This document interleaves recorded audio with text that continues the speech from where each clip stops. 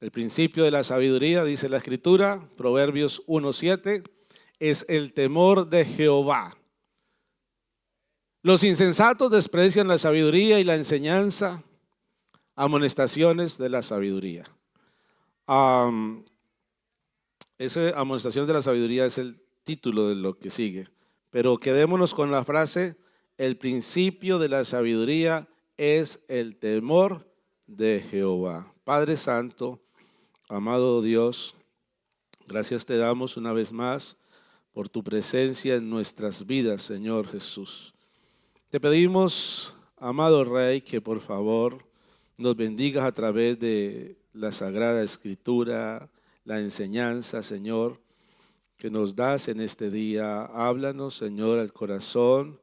Fluye de una manera sobrenatural en este momento tan solemne, este momento tan especial para nosotros, Señor, como es recibir tu palabra, Señor. Con reverencia, Señor, la recibimos en el nombre de Jesús. Amén y amén. Tomen asiento, amados hermanos.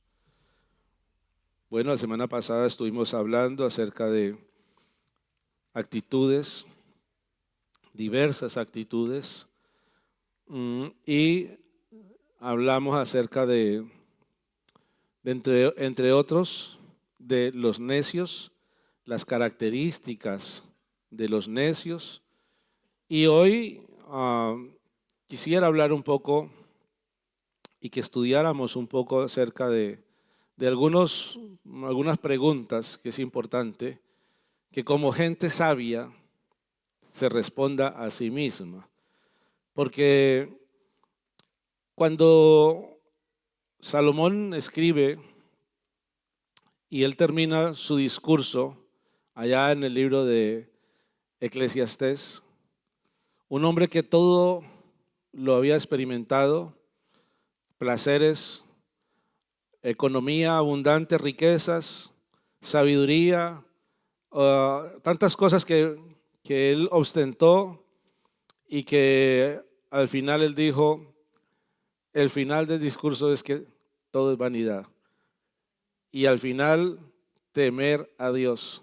Esa es la sabiduría, eso es el fin, el bien del ser humano. Amén. Entonces, la palabra nos lleva a que nosotros busquemos sabiduría. El texto dice, mi pueblo pereció, ¿por qué? Por falta de conocimiento. El ignorar o la ignorancia nos hace perder a nosotros de muchas bendiciones y también nos hace meternos en muchos líos y tener problemas por falta de conocimiento, por la ignorancia. Pero la sabiduría es todo lo contrario, nos lleva a ser personas bendecidas. Podríamos hablar muchas cosas hoy acerca de la sabiduría, pero hay unas preguntas que quisiera que respondiésemos a sí mismos. Eso se llaman preguntas retóricas. Una pregunta retórica es una pregunta que se hace sin esperar respuesta, porque el propósito al hacer este tipo de preguntas es generar una reflexión. Amén. Y Dios se preocupa por el hombre, se preocupa por su creación, por sus criaturas, y en algunas ocasiones vemos a Dios haciéndole preguntas retóricas al hombre. No es que Dios no sepa su respuesta, sencillamente Dios le hace preguntas para que el hombre reflexione. Y estaba mirando y encontraba cantidad de preguntas retóricas. Por ejemplo, ¿dónde estabas tú cuando yo fundaba la tierra? Le pregunta el Señor a Job. ¿Acaso hay algo imposible para Dios? Esas son preguntas retóricas. Dios sabe la respuesta, pero es para provocar en el que la escucha o en el que la recibe la pregunta una reflexión. ¿A quién pues me haréis semejante para que yo sea su igual? ¿Por qué me llamáis Señor, Señor, y no hacéis lo que yo digo? ¿Ganará el hombre a Dios con su justicia? Estos son algunos ejemplos de preguntas retóricas. Amén. Y entonces podríamos analizar, yo quiero que analicemos cómo Dios le interesa dónde estás tú, dónde está tu hermano, qué haces aquí, por qué te enojas tanto. Amén. ¿Quién vino a visitarte? Esas son preguntas que Dios le hizo a algunos personajes bíblicos. Y empecemos entonces por ella. Por la primera pregunta que Dios le hace a Adán. La primera pregunta retórica. La Biblia nos dice que Adán pecó, desobedeció al mandamiento que Dios le había dado. Dios le había dicho, de todo árbol que hay en el huerto puedes comer, pero del árbol del bien y del mal no comeréis, porque el día que comiereis, ciertamente moriréis. Entonces dice la Biblia que Adán y Eva comen del fruto. Ellos estaban viviendo en un tiempo de inocencia. Para ellos, ellos estaban cubiertos de la gloria de Dios, pero dice la Biblia que cuando ellos comen del fruto que Dios les había prohibido, dice que en ese momento se dieron cuenta que estaban desnudos y ellos tuvieron vergüenza y corrieron a hacerse unos delantales. Además de ello, cuando ellos sabían que Dios venía, ellos corrieron a esconderse. Amén. Se escondieron de la presencia de Dios entre los árboles del huerto. Y entonces, ahí es cuando en el verso siguiente, Dios llamó al hombre y le dijo, ¿dónde estás tú? No era que Dios le estuviera preguntando sobre un lugar físico, geográfico, sino que Dios lo que le está llevando es a reflexionar sobre la posición en la que Adán había sido puesto y en dónde o la posición que ahora tenía. Cuando Adán fue creado y fue puesto allí en el huerto del Edén, él fue puesto como un príncipe sobre la creación. Adán fue puesto para que él se señoreara o se enseñoreara de todo lo que estaba creado. Toda la naturaleza estaba sujeta a Adán. Adán vivía, no era en una etapa o en un estado de santidad, aunque podríamos decir que estaban en santidad, pero se dice más bien que estaba en un estado de inocencia, porque él desconocía, en ese momento desconocía muchas cosas, aspectos relacionados con el bien y el mal, él los desconocía, pero lo más importante aquí era que además de esa posición ante la naturaleza, ante la creación, era su posición frente a Dios. Tenía una relación con Dios, el hombre y Dios, una relación transparente, cristalina, diáfana, una relación tan perfecta con su creador. Y ahora cuando Adán quebranta el mandamiento, en ese momento la posición de Adán, tanto en su posición sobre la naturaleza como su posición espiritual. Moralmente Adán había caído y había pecado, y de hecho se dice que se dieron cuenta que estaban desnudos. Amén.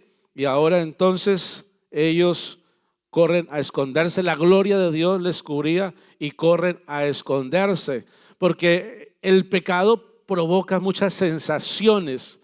El pecado trae una cantidad de consecuencias y no precisamente consecuencias positivas, sino al contrario, consecuencias muy negativas para el ser humano. Y cuando el hombre peca, entonces hay unas sensaciones de vacío en el corazón porque se está alejando de su Creador. Hay unas sensaciones de miedo, de vergüenza, de soledad, y hay una cantidad de experiencias que vienen a raíz del pecado. Y cuanto más el hombre se sumerge en el pecado, más vacío está y más lleno de inseguridades y de temores y de cuestiones que vienen porque se ha alejado de su Creador. Y ahora entonces el Señor está caminando allá por el huerto y llama a Adán. Adán, ¿dónde estás tú? Analiza, Adán, es decir, la posición en la que estabas y en la que estás ahora. Te estás alejando. Y Dios sigue, esa pregunta sigue haciéndosela al ser humano. Y en esta mañana, como hombres que sabemos que Dios se interesa por nosotros, debemos analizar y pensar que Dios nos está preguntando en esta mañana, ¿dónde estás tú? ¿Qué has hecho con tu vida? ¿Cómo estás delante de Dios? La posición que Dios te ha dado. Dios te ha dado una posición como criatura, te ha dado una posición como ser humano, te ha dado una posición como hijo de Dios. Pero entonces, ¿qué tanto la has cuidado esa posición? Amén. ¿Y qué tanto has cuidado tu relación con Dios? Y Dios te pregunta en esta mañana, ¿dónde estás tú? Y seguimos entonces analizando, podríamos analizar en orden cronológico, pero tengo aquí otro personaje, Caín. La Biblia nos dice que Caín, cuando vio que su hermano, la ofrenda de su hermano había sido aceptada por Dios, los dos fueron a presentar una ofrenda a Dios. Génesis capítulo 4, del 1 en adelante, dice la Biblia que fueron a presentar y Dios aceptó la ofrenda de Abel, mas no aceptó la ofrenda de Caín. La ofrenda de Caín era una ofrenda, alguien dijo, no, es que era una ofrenda que no estaba bien preparada, una ofrenda que no tenía ningún esfuerzo, muy descuidado Caín. Al contrario, Caín trajo una ofrenda elegante, trajo una ofrenda llamativa, pero el problema de la ofrenda de Caín es que no era una ofrenda conforme al corazón de Dios o una ofrenda para acercarse a Dios. La ofrenda de Caín representaba una religión sin esfuerzo, sin entrega, una relación, una ofrenda o buscando una relación con Dios a su manera. Pero la ofrenda de Abel trajo un cordero y ese cordero lo trajo como sacrificio a Dios. Y Dios se agradó porque Abel había entendido que la manera de acercarse a Dios era a través del sacrificio. Y ahora entonces, cuando Caín se llena de enojo, se molesta y se molesta con su hermano cuando su hermano estaba haciendo las cosas conforme Dios le había pedido, conforme Dios esperaba. Y ahora entonces Caín se enciende en enojo y ahora está tan molesto que le quita la vida a su hermano. Y entonces ahora encontramos en el versículo 9 del capítulo 4, donde Dios le está preguntando a Caín, ¿dónde está tu hermano Abel? Y la respuesta de Caín es, ¿soy yo acaso guarda de mi hermano? Y Dios nos pregunta, ¿en dónde está tu hermano? ¿Dónde está tu hermano hoy? Es decir, en tu corazón, ¿dónde tienes a tu hermano? A tu hermano en Cristo, a tu hermano en la fe, a tu hermano como criatura, al prójimo. ¿Dónde está tu hermano en la sangre? ¿Dónde está? ¿En qué posición tienes a tu hermano, al que es semejante a ti? Podríamos decirlo en esos aspectos, semejante a ti porque eres hijo de Dios, semejante a ti como hermano, como creyente, semejante a ti porque es hijo de tu madre, semejante a ti porque es creado por Dios. ¿Dónde está? Nosotros hermanos, como creyentes, puede ser que alguien tenga algo en contra de nosotros. Puede ser que alguien nos aborrezca, nos odie, pero que nos odie por ser cristianos. No que nos odie porque le quitamos algo, porque le robamos, porque le maltratamos. Que nosotros no padezcamos por otra cosa, sino por ser creyentes, por ser seguidores de Dios. Que nadie tenga que decir es que este es mala persona. Por otro lado, nosotros tampoco debemos de tener enemigos. Es decir, alguien nos puede ser enemigo porque no nos quiera, pero no es mi enemigo porque yo no lo quiera. Porque al fin y al cabo el Señor nos manda es a orar por aquellos que dicen que son nuestros enemigos. Pero nosotros, amados hermanos, no tenemos por qué odiar a nadie. A nuestros enemigos antes ahí es que bendecirlos, Señor. Ese pobre hombre que se porta tan mal, es una criatura, es una persona ignorante, está en oscuridad, él desconoce, en ignorancia vive. Señor, necesita que tú, Señor, hagas algo. Perdónale, Señor, ayúdalo, guíalo, Señor, al conocimiento, a la búsqueda tuya, en fin. Pero también la pregunta es, ¿dónde está en tu corazón? ¿Dónde está tu hermano? ¿Dónde está? La Biblia nos dice allí en el libro de San Mateo, oísteis que fue dicho a los antiguos, no matarás. Y cualquiera que matare será culpable de juicio.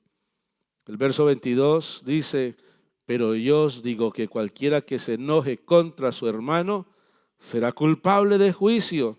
Y cualquiera que diga necio a su hermano será culpable ante el concilio. Y cualquiera que le diga fatuo quedará expuesto al infierno.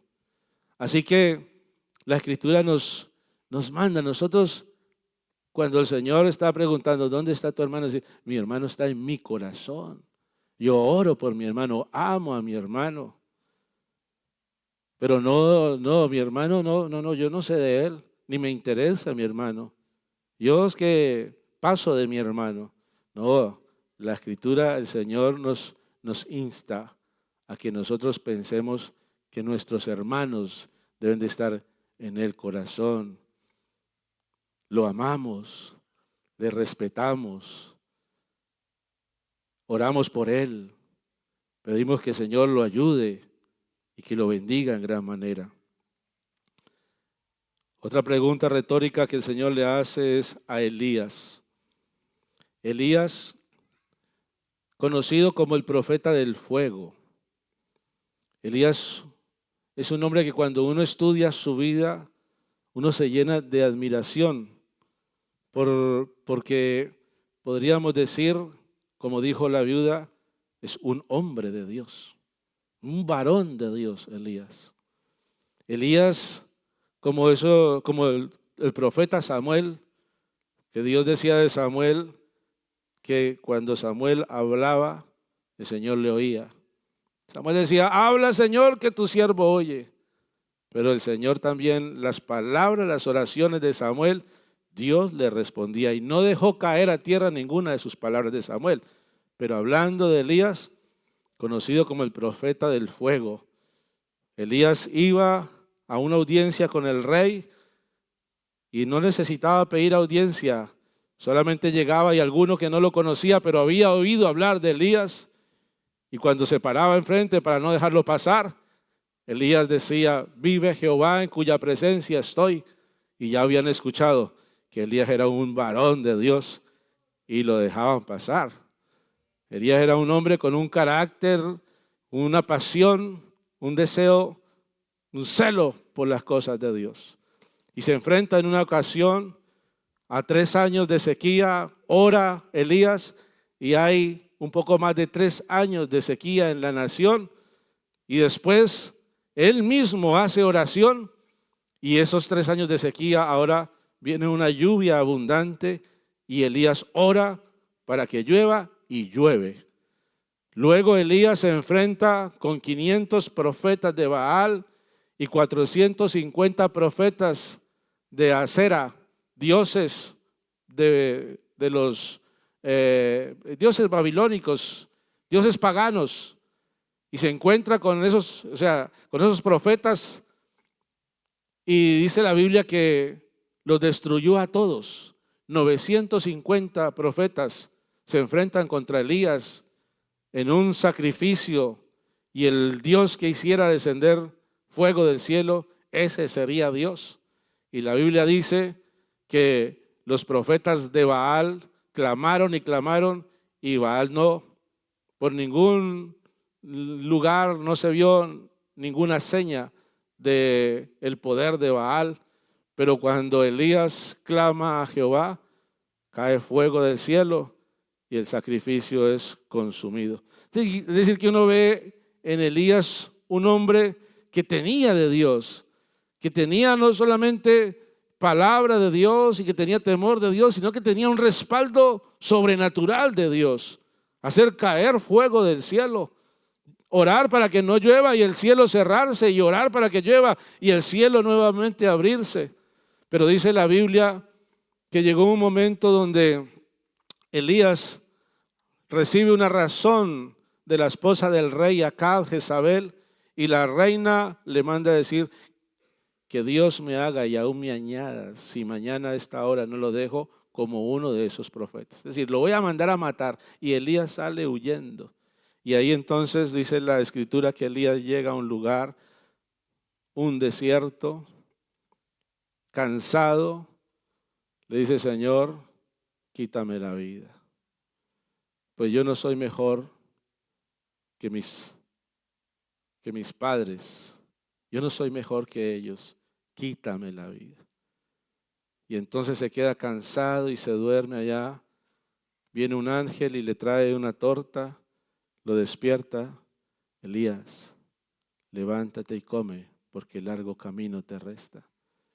Y dice la Biblia que Elías comió esa torta, durmió otro poquito, se levantó, volvió a comer y salió, caminó 40 días y 40 noches hasta llegar a esconderse en una cueva. Y allá entonces Elías, escondido, había dado tanto, que ahora se sentía desgastado emocionalmente, estaba pasando por un momento de depresión, se esconde en esa cueva, quiere morirse Elías, pero allá va el Señor y le dice: ¿qué haces aquí, Elías? Porque Dios se preocupa por el hombre. ¿Dónde estás tú? ¿Dónde está tu hermano? ¿Qué haces aquí, Elías? He tenido un celo vivo por la casa de Dios. Han matado a los profetas. Yo soy el único que he quedado. Y entonces Elías, el Señor se mueve de una manera llamando la atención de Elías.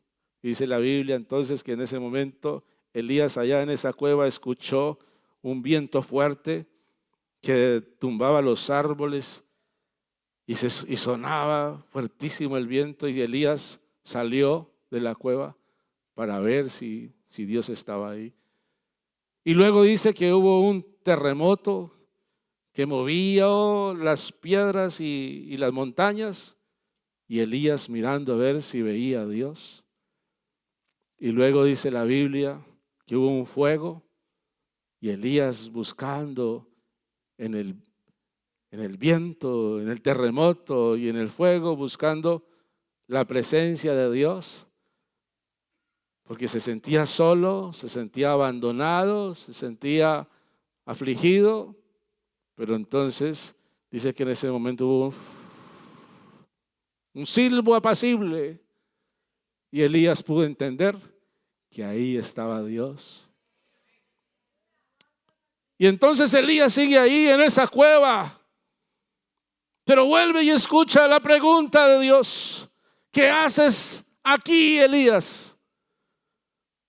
Ya no es una posición delante de Dios, ya no es una posición frente a la naturaleza, ni una posición frente al hermano, sino que es ahora qué es lo que tú estás sintiendo ahora. Es decir, emocionalmente, ¿cómo estás, Elías? ¿Qué haces aquí? Porque aquí lo que estás haciendo es compadecerte de ti mismo. Aquí lo que estás haciendo es desconfiar de la presencia de Dios, de la ayuda de Dios, de la compañía de Dios. ¿Qué haces aquí, Elías? Y entonces Elías, ahora con una actitud diferente, él ahora ha entendido. Antes él le estaba reclamando a Dios: es que tengo un celo vivo por la casa de Dios, por las cosas de Dios tengo celo. Han matado a los profetas, solo yo he quedado. Ese era el argumento de Elías. Pero ahora cuando Dios le pregunta nuevamente, Elías la respuesta es la misma, pero tiene una actitud diferente. Una actitud donde reconoce y dice: Señor, yo he tenido... Pero claro, ya no está reclamando, él ahora está argumentando: he tenido un celo por las cosas de Dios. Han matado a tus profetas, solo yo he quedado. Y entonces, gloria al Señor Jesucristo. Todo esto lo encontramos en el capítulo 19 del libro de Primera de Reyes. Amén. Desanimado, después de haber obtenido esa gran victoria espiritual, Dios lo está llamando a salir del desánimo, lo está llamando a salir de la depresión. Amén. Lo estás llamando a que ya no se compadezca más de sí mismo. Sí, claro que hay momentos en los cuales estamos desgastados, no podemos dar más, estamos cansados, hemos atravesado un desierto. Elías había atravesado un desierto y ya Elías, sus fuerzas emocionalmente ya no tenía fuerzas. Tal vez él pensaba que después de todo lo que había sucedido, esos años de sequía, luego la victoria que había tenido allá frente a los profetas, Dios haciendo caer fuego del cielo, que todo cambiaría y vendría ahora un tiempo de sosiego, de paz, de búsqueda. Pero todavía faltaba algo y Elías no lo veía todavía. Elías estaba lleno de angustia. ¿Esto qué es lo que ha pasado? Tanto esfuerzo, tanta dedicación, me he entregado, me he desgastado y no veo los frutos, no veo el resultado. Y eso Elías lo llena de frustración en ese momento, lo llena de tristeza, lo embarga el dolor. Y Elías entonces se quiere morir. Pero entonces allá en la cueva va Dios también a buscar a Elías. ¿Qué haces aquí, Elías? Decir: ya no te compadezcas más de ti mismo. Es cierto que lo has dado. Dios entiende, la Biblia dice: echad vuestra ansiedad sobre Él porque Él tiene cuidado de vosotros. Echad toda vuestra ansiedad porque Él tiene cuidado. La Biblia dice que aún nuestros suspiros a Dios no le son ocultos. Es decir que, amado hermano, si eso lo hizo Él allá, ¿cuánto más ahora cuando Él nos ha prometido que estaría con nosotros todos los días? Todos los días, todos los días, todos los días hasta el fin del mundo. Entonces, lo que el Señor ahora le dice a Elías: levántate, porque ahora tú hay trabajo por hacer. El propósito contigo no se ha acabado. Todavía, Elías, tengo una tarea especial para ti. Tú vas a ungir al rey, al próximo profeta y al sacerdote. Aquí no se acaba todo. No te quedes ahí pensando que hasta aquí he llegado. Hay propósitos que Dios tiene contigo. Y entonces también la Biblia nos habla de un rey llamado Ezequías. Dice la Biblia en el libro de Segunda de Reyes, en el capítulo 20, uno encuentra acerca del rey Ezequías. Dios le manda al profeta. Ezequías fue un hombre que hizo muchas cosas que le agradaron a Dios. Y Dios le manda al profeta y le dice, ordena tu casa porque te vas a morir. Es decir, Dios le manda antes porque Dios lo amaba a Ezequías. Te vas a morir. Se enfermó, estaba muy grave. Y viene el profeta y le dice, Dios te manda a decir que te vas a morir. Y entonces dice la Biblia que cuando el profeta solamente le dijo eso y él sale, el profeta Isaías, él sale, dice que cuando el profeta iba saliendo, en ese momento el profeta escuchó la voz de Dios. ¿Por qué escuchó? Porque aquí Ezequías estaba orando. Ezequías se quedó diciendo, Señor, ten misericordia. Mira, Señor, mi comportamiento, mi actitud. Oró, se humilló ante Dios. Y entonces en ese momento el Señor le dice, dígale a Ezequías que le voy a dar 15 años más de vida.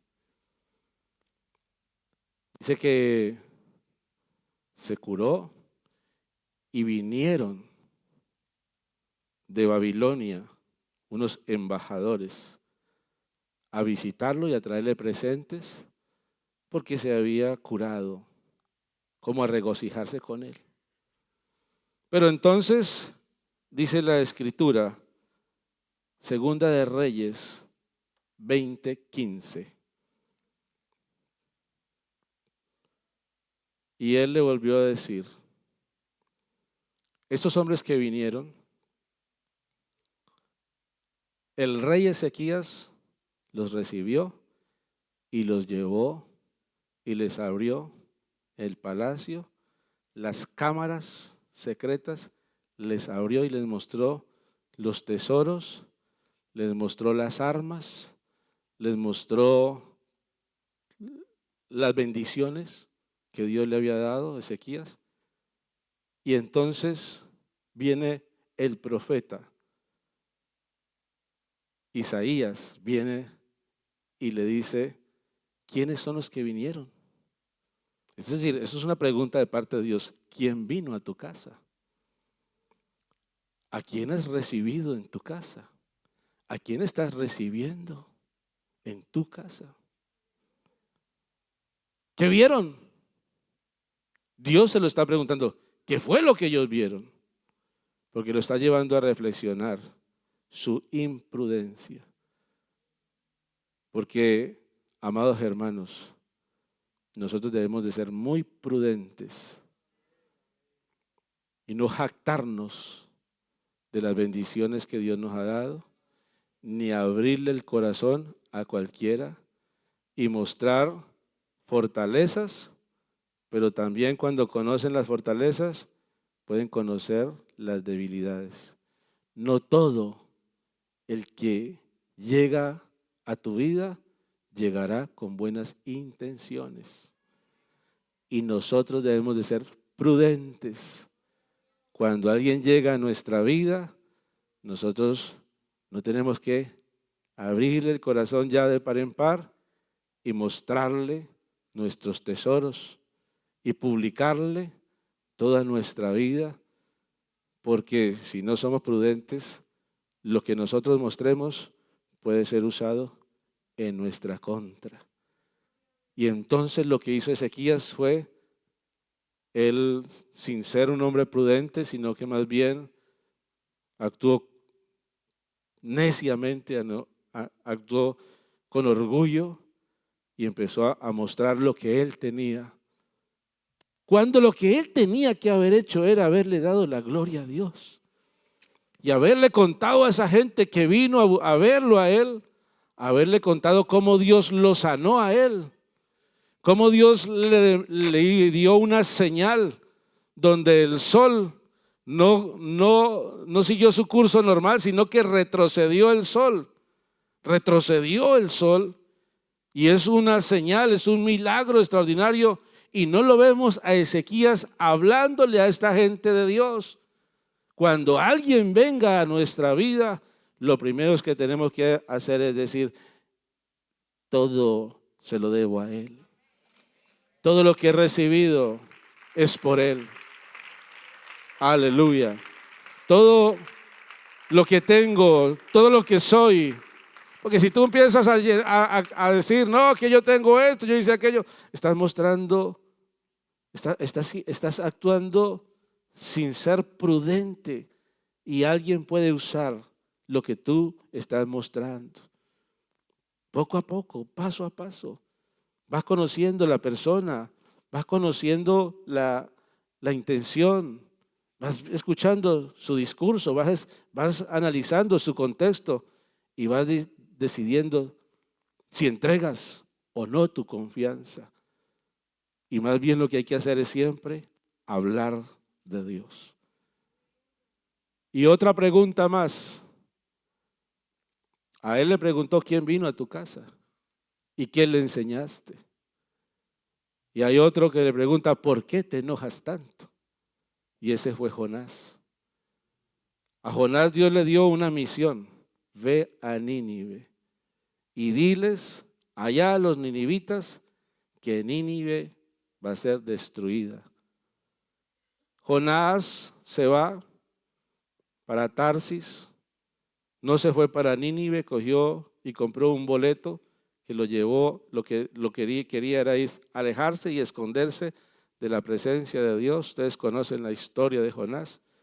Y finalmente el barco donde iba Jonás, Dios levanta una tremenda tormenta en el mar y a Jonás tienen que lanzarlo porque descubren que él es la razón, la causa de esa tormenta, y a Jonás lo avientan al mar y Dios había preparado un gran pez que ahora se come a Jonás.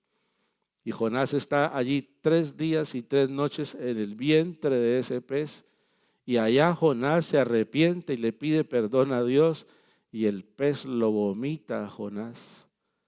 Y Jonás sale, la preocupación de Jonás era salir por donde entró. Y sale Jonás, lo expulsa la ballena, lo vomita la ballena, digo yo, el pez. Lo vomita el pez, porque la Biblia no dice que sea una ballena. El gran pez lo vomita. Y en esos 3 días, imagínense cómo saldría Jonás. Porque Jonás no estaba allá dentro del pez, allá con una lamparita y allá con un charquito de agua. No, Jonás estaba dentro de las tripas del pez, allá envuelto en algas y los ácidos del estómago de ese pez. Tal vez hasta el pelo se le caería, las cejas se le caería. Tal vez saldría con su piel emblanquecida. 3 días y sale ahora Jonás, tal vez su ropa diluida, sale ahora a predicarle a los ninivitas con una unción. Y cuando él predica, de aquí a 40 días Nínive será destruida, de aquí a 40 días Nínive será destruida. Y dice la Biblia que todos los ninivitas se humillaron a Dios y se arrepintieron y pidieron perdón. Gloria a Dios. Esa es la reacción que Dios esperaba de Jonás. Jonás era un hombre nacionalista y odiaba a los ninivitas. Y Jonás no quería ir porque Jonás sabía, él entendía de la misericordia de Dios. Y Jonás sabía que si los ninivitas se arrepentían, Dios los iba a perdonar. Y Jonás no quería. Usted y yo nos gozamos de ver la gracia de Dios, el favor, el perdón de Dios. Pero Jonás no, Jonás odiaba a los ninivitas.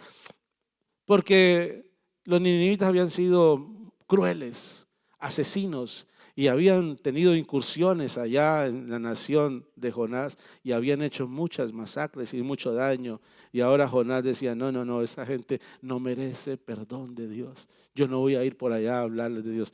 Pero cuando finalmente Dios lo hace ir a Jonás, Jonás se arrepiente y dice, Señor, yo acepto, Señor, el reto, yo acepto, Señor, el llamado, tu mandamiento, yo voy. Y Jonás va y predica y los ninivitas se arrepienten. Pasan los los 40 días y Jonás está allá, se va por allá a una montaña alta allá a ver qué iba a pasar, esperando que Dios destruyera a los ninivitas, pero no los destruye y Jonás se llena de rabia. Se enoja Jonás.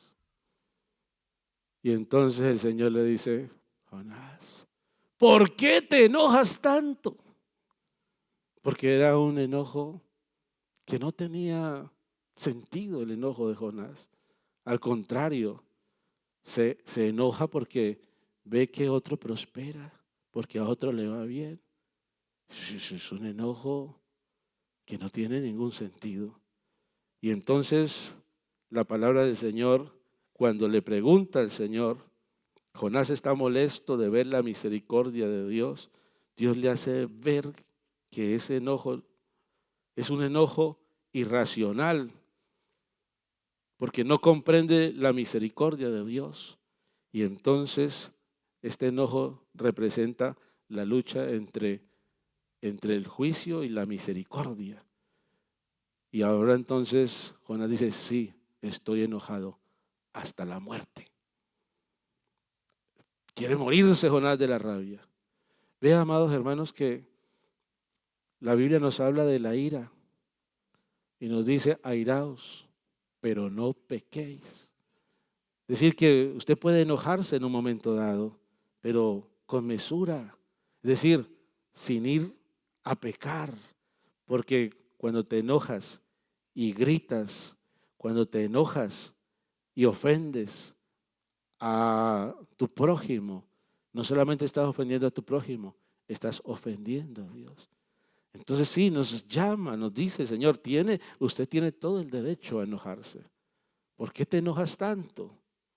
Es decir, es un enojo que no tiene sentido y además de ello estás ofendiendo. Y yo finalizo aquí haciendo una conexión entre Adán, Caín, Elías, Ezequías y Jonás. Y la conexión que yo encuentro aquí es que cada uno de ellos atrajo la muerte, atraía la muerte. Cuando Adán peca, muere espiritualmente, atrajo la muerte. Y Dios está preocupado y le dice: ¿dónde estás tú? Cuando Caín peca contra su hermano, peca porque mata a su hermano, asesina a su hermano. Y Dios estaba preocupado por Caín. La sentencia que Dios le dio a Caín es que sería errante. Una señal habría para que nadie matara a Caín. Caín no logró encontrar un lugar donde hubiese armonía. Había algo en Caín, en su corazón, el odio de Caín. Pero Caín atrajo la muerte. Y cuando vemos también al profeta Elías, dice: quítame la vida, Señor. Él atrae, él quiere morirse. Cada uno de ellos tiene algo que ver, sus actitudes, sus reacciones, el momento que están viviendo, tiene algo que ver con la muerte. Y luego Ezequías, él muestra sus tesoros y eso hace que eventualmente los babilonios se preparen para invadirlos y destruirlos. Atrajo la muerte. Ezequías atrajo la muerte cuando muestra lo que tenía que guardar, cuando publica lo que no tenía que publicar, cosas personales, cosas íntimas que le pertenecen a él, que él tiene que guardarlas. Y con eso atrajo destrucción para sus descendientes.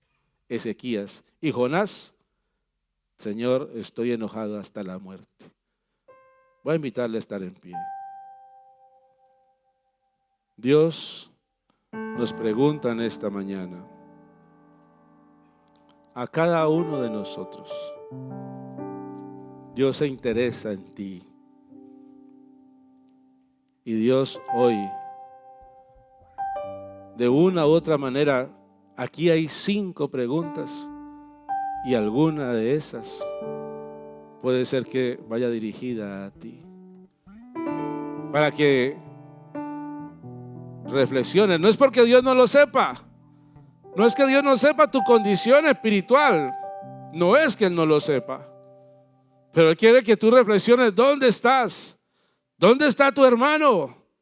El enojo que estás sintiendo es un enojo justificado, es un enojo que tiene razón de existir ese enojo. ¿Por qué te enojas tanto? ¿Por qué estás amargado? ¿Por qué alimentas esa raíz de amargura? ¿Por qué sigues alimentando la tristeza, el dolor? ¿Por qué lo alimentas? ¿Por qué alimentas la depresión? ¿Por qué alimentas el enojo contra tu hermano? ¿Por qué pecas contra Dios? Y pecas y no piensas que eso te está alejando más y más de Dios. Dios te está preguntando en esta mañana: ¿con quién andas? ¿Con quién te estás juntando? ¿A quién le estás entregando tus sentimientos, tu corazón? Ve, amado hermano, le voy a decir algo. El diablo o los demonios, porque el diablo no es omnipresente. Uno dice diablo, pero cuando uno habla de diablo está hablando de la organización. El diablo tiene una organización de demonios. Y los demonios, hay más demonios en el mundo, hay más demonios que hombres. Claro que por cada demonio hay 2 ángeles. Pero quiero decirle que los demonios son más que los hombres en el mundo. Y hay una organización tremenda de demonios que quieren cautivar tu vida y poseer tu vida. Eso es lo que el demonio quiere, poseerte. Él vino a eso, a robar, a matar y a destruir. A eso vino el demonio. Pero entonces, cuando tú te acercas a Cristo, pastor, ore por mí para que me eche ese demonio. Yo puedo orar y echarle el demonio.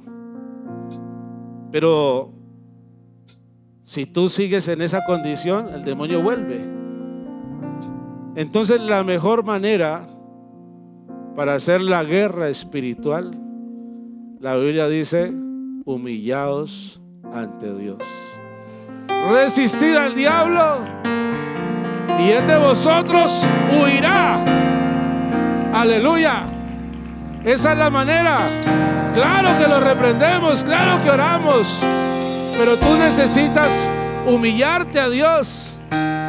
Porque cuando tú te humillas a Dios, el diablo no puede resistir, porque entonces la presencia de Dios empieza a llenar, a embargar tu vida de su presencia. Y el diablo dice: ¿yo qué hago aquí? Aquí me estoy sintiendo atormentado, porque la presencia de Dios atormenta al demonio. Atorméntelo, hermanos, atormenta al demonio. Yo le invito a que lo atormente al demonio. Usted se puede convertir en un tormento para el demonio cuando usted le da el lugar a Dios, cuando usted se deja llenar de Dios. Y entonces quiero decirle algo: los demonios se alimentan del pecado, los demonios se alimentan de la violencia, los demonios se alimentan del dolor.